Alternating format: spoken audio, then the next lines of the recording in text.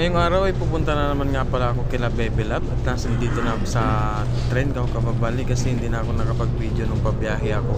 Dahil nga hinabol ko yung train na sasakyan ko kasi baka maiwanan ako at nagpahinga na nga muna ako kasi galing ako ng trabaho. Maya maya naisip ko maglaro na lang muna ng Mobile Legend para malibang naman ako kasi 2 hours din yung biyahe. At ayun, dumating na nga pala ako dito sa Shulin Station.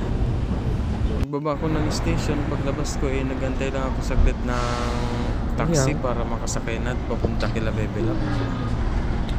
Antay tayo ng taxi. Oo.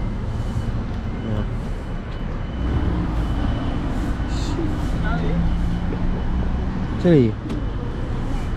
保安街一段302号上。 Oo.